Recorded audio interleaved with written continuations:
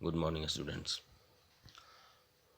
आज हम लोग पावर शेयरिंग चैप्टर का थर्ड पार्ट लेकर उपस्थित हैं और इस टॉपिक को आगे बढ़ाएंगे हम लोग। इससे पहले आपने पावर शेयरिंग के दो एग्जांपल्स के बारे में आपने पढ़ लिया है। First one is Belgium and second one is Sri Lanka. इन दोनों ही कंडीशन में आपने देखा, इन दोनों ही कंट्रीज़ में आपने देखा डिफरेंट कंडीशंस थी और इन डिफरेंट कंडीशंस को कैसे टैकल किया गया इसे भी आपने देखा और उसका इम्पैक्ट क्या हुआ वहाँ की सोसाइटी पे, वहाँ उस कंट्री के फ्यूचर पे क्या प्रभाव पड़ा, उस चीज़ को भी समझने की कोशिश की।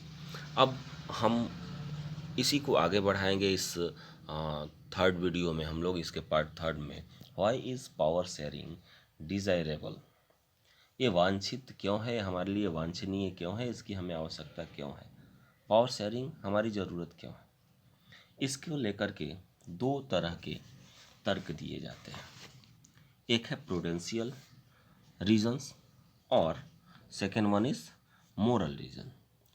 फर्स्ट वन प्रूडेंशियल रीजन, और युक्ति परक कारण, और दूसरे को हम नैतिक परक कारक कह सकते हैं या कारण कह सकते हैं। दोनों ही तरीके पावर शेयरिंग के एक कंट्री को और बेटर बना सकते हैं, लेकिन दोनों में कुछ डिफरेंसेज है जो आमतौर पे बच्चों को या और भी बहुत सारे लोगों को कन्फ्यूजन में डालता है। इसमें डिफरेंसेज क्या है, थोड़ा इन चीज़ों को हम समझते हुए चलेंगे। आप देखेंगे यहाँ first set of reason that is prudential and the second moral. While prudential reasons stress that power sharing will bring out better outcomes. अगर हम प्रूडेंशियल रीजंस की बात करें तो पावर शेयरिंग क्या करता है, बेटर आउटकम्स देता है, उसके बेहतर नतीजे आते हैं। जबकि दूसरा है मोरल, ये अगर हम मोरल रीजन की बात करें, नैतिकता की बात करें, नैतिक कारक की बात करें, तो ये एक इम्पॉर्टेंट थिंग्स है डेमोक्रेसी के लिए। अगर आप डेमोक्रेसी चाहते हो, आप डेमोक्रेटिक सिस्टम चाहते हो, तो उसमें लाभ हानि की बात आना ही नहीं चाहिए। अगर मोरल रिलीजन की आप बात करते हो तो आप वहाँ, आप कोई भी हो सोसाइटी का मेंबर, उस तक लाभ पहुँचाने की कोशिश करोगे, उसे शासन में भागीदार बनाने की कोशिश करोगे। ठीक है, अगर इसे हम कुछ एग्जाम्पल के थ्रू समझने की कोशिश करें तो मैं आपको बताऊं कि अभी हाल के कुछ इंसिडेंट पे हम डिस्कशन करते हैं। अभी आप लोगों ने देखा महाराष्ट्र में गवर्नमेंट बनी, महाराष्ट्र में गवर्नमेंट बनी, वहाँ पावर शेयरिंग को लेकर के एक पॉलिटिकल पार्टी के अंदर ही बहुत सारी पॉलिटिकल पार्टियों में एक कन्फ्लिक्ट का कंडीशन बना हुआ था। आप इसे पूरी तरह से कन्फ्लिक्ट ना कहें तो एक जो द्वंद्व की स्थिति बनी हुई थी, एक ऐसी कंडीशन बनी हुई थी जिसमें कुछ भी क्लियर नहीं हो पा रहा था कि क्या होने वाला है। तो वहाँ आपने देखा कुछ समझौते हुए जो सैद्धांतिक तौर पे, हालांकि इसे हम नैतिक नहीं कह सकते, ये प्रूडेंशियल में आ सकता है, क्योंकि वहाँ लाभ हानि का हिसाब किताब किया गया, कहाँ हमको लाभ होगा, किसके साथ जुड़ेंगे तो हमें लाभ होगा, और इस तरह से जुड़ करके सरकार बनाई वहाँ पे शिवसेना ने। तो अगर सरकार नहीं बनती तो क्या होता, हो सकता है चुनाव हो, फिर चुनाव का खर्च आता। तो सरकार बनने से कुछ एक स्टेबिलिटी आई। तो इन्हीं चीज़ों पे हम डिस्कशन करेंगे। और अगर वहीं दूसरी तरफ हम बात करें नैतिक परख की, तो नैतिक परख का एक मैं एग्जांपल देना चाहूँगा आपको। तो वो ये हो सकता है कि वीमेंस, महिलाएं, उनको रिजर्वेशन की बात चल रही है बहुत दिनों से, हमें दे देना चाहिए, सरकारों को दे देनी चाहिए, और लोकल सेल्फ गवर्नमेंट से तो स्टार्ट भी हो चुका है। अगर यही चीज़ वो रोड पे उतरें, आंदोलन करें, तमाम तरह के धरना प्रदर्शन करें, और फिर गवर्नमेंट इस पे विचार करे, लाभ हानि का हिसाब किताब लगाए, अरे भाई दे दो, नहीं तो अस्थिरता उत्पन्न होगी। कहीं ये भी अपने लिए महिला वर्ग ही कहीं अलग राष्ट्र का या अलग नेशन की मांग न करने लगे। ऐसी परिस्थितियों में अगर वो करता है तो फिर वो प्रूडेंशियल हो सकता है में भी। और भी बहुत सारे सारी बातें हो सकती हैं, और जब भी हम लोग क्लास में जब रिवीजन करेंगे तो इन चीज़ों पे और ज़्यादा डिस्कशन करेंगे। तो इसको लेकर के कुछ पॉइंट्स पे मैं आपको बताऊं कि क्या क्या हो सकता है इसका प्रूडेंशियल रीजन में। एवॉइड कन्फ्लिक्ट क्या करता है, अगर आप युक्ति परक निर्णय लेते हो तो ये कन्फ्लिक्ट को दूर करता है, ख़त्म करता है, कहीं भी टकराहट की स्थिति को उत्पन्न नहीं होने देता है। इंश्योर्स पॉलिटिकल स्टेबिलिटी, राजनीतिक स्थिरता को, एग्जाम्पल से आप कंपेयर करिएगा जो अभी मैंने दिया था, पॉलिटिकल स्टेबिलिटी को बनाता है, यानी राजनीतिक स्थिरता को बनाता है नैतिक परक निर्णय। और majority can not rule over minority, यानी बहुसंख्यक लोग माइनॉरिटी पे अत्याचार नहीं करते, ठीक, अगर वो उसमें इस तरह के शेयर करते हैं। जैसे आपने श्रीलंका में देखा, वहाँ उन लोगों ने इस चीज़ का ध्यान नहीं दिया, जबकि युक्ति परक बात ये थी, प्रोडेंशियल रीजन वहाँ ये होना चाहिए था, कारक ये होना चाहिए था कि उन्हें शेयर देना चाहिए था, जिससे कि राजनीतिक स्थिरता बनी रहे। वहीं अगर हम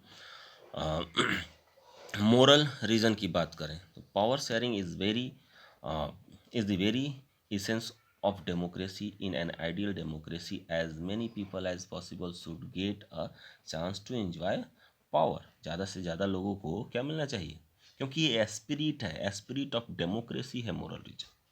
वहीं दूसरी तरफ हम बात करें तो इंश्योर लेजिटिमेसी ऑफ या लेजिटिमेट गवर्नमेंट, ये क्या करता है, अगर आप मोरली नैतिक निर्णय लेते हैं, नैतिकता पे आधारित निर्णय है, तो ये शासन के वैधता को स्थापित करता है, वैध शासन को लाने में, और इसके साथ ही पीपल्स पार्टिसिपेशन को इंश्योर करता है। जब भी शासन वैध होगी, लोगों का पार्टिसिपेशन बढ़ेगा। तो ये स्वाभाविक सी बात है एक डेमोक्रेटिक सिस्टम के लिए मोरल रीजन। आइए अब हम नेक्स्ट टॉपिक पे चलते हैं, और ये हमारा नेक्स्ट टॉपिक है forms of power sharing. There are 4 kinds of power sharing, जिसे हम वर्ल्ड वाइड देखते हैं, उसे 4 कैटेगरी में डिवाइड किया गया है। फर्स्ट वन इज हॉरिजॉन्टल और चेक एंड बैलेंस सिस्टम, जिसे आप दूसरे शब्दों में कह सकते हो power is shared among different organs of government, जिसे हम हॉरिजॉन्टल डिस्ट्रीब्यूशन ऑफ पावर भी कहते हैं, जिसमें होता क्या है, सत्ता का, शासन का क्षैतिज वितरण हो जाता है, ठीक। इसमें क्या करते हैं, यानी एक ही लेवल पे, चाहे सेंट्रल गवर्नमेंट हो, स्टेट गवर्नमेंट हो, इसमें पावर डिस्ट्रीब्यूट हो जाता है, किसमें, लेजिस्लेचर, एक्सिक्यूटिव और जुडिशियरी में, और वो एक दूसरे को बैलेंस करते रहते हैं। पिछले क्लासेज में आपको इन चीज़ों के बारे में काफ़ी कुछ बताया गया है। Second one is vertical power sharing. Vertical power sharing में क्या होता है, जिसे हम इस तरह के सिस्टम में पावर का जो डिस्ट्रीब्यूशन है वो हॉरिजॉन्टल ना होकर के वर्टिकल हो जाता है। और वर्टिकल पावर शेयरिंग में क्या होता है, वर्टिकल पावर शेयरिंग में सेंट्रल गवर्नमेंट, स्टेट गवर्नमेंट और लोकल बॉडीज़ में सत्ता का बंटवारा हो जाता है, पावर शेयर कर दिया जाता है। इस तरह से शासन का विभाजन हो जाता है, और इसमें पावर सेंट्रलाइज ना होकर के डिसेंट्रलाइज होता है, यानी केंद्रित ना होकर के विकेंद्रित होता है। व्यक्ति केंद्रित, संस्था केंद्रित, ऑर्गेनाइजेशन पे सेंट्रलाइज ना होकर के वो डिसेंट्रलाइज होता है, जिससे लोगों का पीपल्स पार्टिसिपेशन इंश्योर होता है, और साथ ही साथ शासन में स्थिरता बनी रहती है। कोई भी गवर्नमेंट अनडेमोक्रेटिक वे में जाए, इसकी संभावना कम से कम हो पाती है। वहीं अगर हम बात करें power sharing among different social groups, power sharing different social groups के माध्यम से होता है। पावर में also be shared among different social groups such as the religious and linguistic groups. Community government, आपने बेल्जियम में एग्जाम्पल देखा था, कम्युनिटी गवर्नमेंट, हाँ, सामुदायिक सरकार के माध्यम से विभिन्न वर्ग के लोगों के लैंग्वेज, उनके एजुकेशन, उनके कल्चर को बढ़ावा देने की कोशिश की गई थी। तो इस तरह से भी पावर को शेयर किया जा सकता है। आपके इंडिया में भी इस तरह का सिस्टम जो ट्राइबल कम्युनिटीज़ है उस तरफ कहीं कहीं है, जहाँ पे कम्युनिटी गवर्नमेंट बना करके और उनके अधिकारों को इंश्योर करने की कोशिश की गई है। और वहीं हम देखें लास्ट हमारा जो टॉपिक है वो है power sharing among political parties, pressure groups and movements. Power sharing arrangement can also be seen in the way political parties, pressure groups and movements control or influence those in power. In a democracy, the citizen must have freedom to choose among various uh, contenders for power. अब देखेंगे इसमें जो हमारा last topic है इसमें राजनीतिक दल, और भारत में तो ये चीज़ और भी ज़्यादा देखने को मिलता है क्योंकि यहाँ काफ़ी डाइवर्सिटी है और मल्टी पार्टी सिस्टम को एडॉप्ट किया गया है।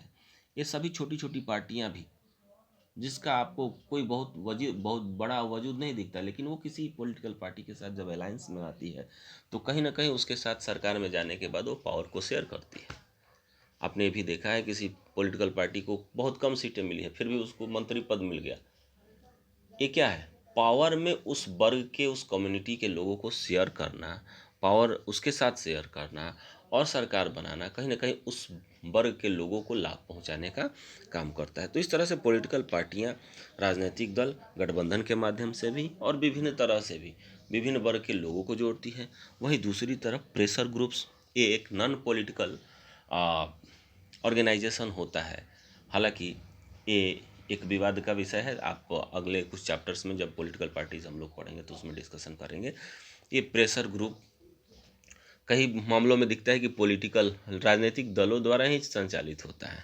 हालांकि इसके डिफाइन जब आप करेंगे तो नॉन पॉलिटिकल ऑर्गेनाइजेशन के रूप में ही इसके बारे में बात करेंगे। ठीक, ये राजनीतिक दलों पे, गवर्नमेंट पे प्रेशर क्रिएट करने की कोशिश करता है और प्रेशर क्रिएट करके उन्हें अपने अनुरूप डिसीजन कराने की कोशिश करता है। ये टू टाइप का होता है, एक जो किसी खास समुदाय के लिए होता है और एक पूरे समाज के लिए होता है। एक मैं एग्जांपल आपको बता सकता हूँ। अभी जैसे आपने यहाँ बिहार में शिक्षक संघ के बारे में देखा होगा। ये जो शिक्षक संघ है, जो अपने लिए समान काम समान वेतन की मांग कर रहा है, ये लोग कर रहे हैं, ये एक तरह का प्रेशर ग्रुप है। आप देखोगे इसके बहुत सारे परिणाम आए हैं। इन आंदोलनों का बीच बीच में काफ़ी लाभ हुआ है उस प्रेशर ग्रुप को। तो डिसीजन ये भी करा लेते हैं गवर्नमेंट से, सत्ता में नहीं होते हुए भी, पावर में नहीं होते हुए भी प्रेशर क्रिएट करके गवर्नमेंट को अपने अकॉर्डिंग डिसीजन करा लेना भी क्या है, एक टाइप का पावर शेयरिंग ही है। उसके अलावा मूवमेंट, बहुत सारा मूवमेंट चलते रहता है, वर्ल्ड वाइड भी है और कंट्री वाइज भी है। हर एक कंट्री में कुछ मूवमेंट चलते रहते हैं किसी मुद्दे को लेकर के, कुछ विषय होते हैं उसको लेकर के, और उस मूवमेंट चलाने वाले लोग हमेशा गवर्नमेंट को प्रेशराइज करते रहते हैं और इस तरह से गवर्नमेंट भी वोट के भय से चाहे जो भी हो वो उनके पक्ष में डिसीजन करने के लिए बाध्य होती है, जिसका परिणाम होता है कि उसके वजह से भी वो उस वर्ग के लोग आंदोलनों के माध्यम से और अन्य तरह से पावर में शेयरिंग कर लेते हैं। तो ओवरऑल आपने देखा कि ये पावर शेयरिंग का हमारा लास्ट टॉपिक था। इसके बाद आप लोगों से रिक्वेस्ट है कि आप जो भी आपकी क्वेरीज हो, जो भी आपको प्रॉब्लम फील हो रहा हो इस चैप्टर से रिलेटेड, आप मुझे ज़रूर शेयर करें और उससे रिलेटेड जो भी डाउट होगा हम उसे क्लियर करने की कोशिश करेंगे। साथ ही साथ उम्मीद करते हैं कि आप इसके अलावा अपना कॉपी भी मेंटेन कर रहे होंगे, अपने नोटबुक में फेयर भी बना रहे होंगे, और साथ ही साथ आपको आपका जो इस चैप्टर से रिलेटेड एक्सरसाइज है मैं उसे सेंड करता हूँ, उसे भी आप करने की कोशिश करिएगा। थैंक्स।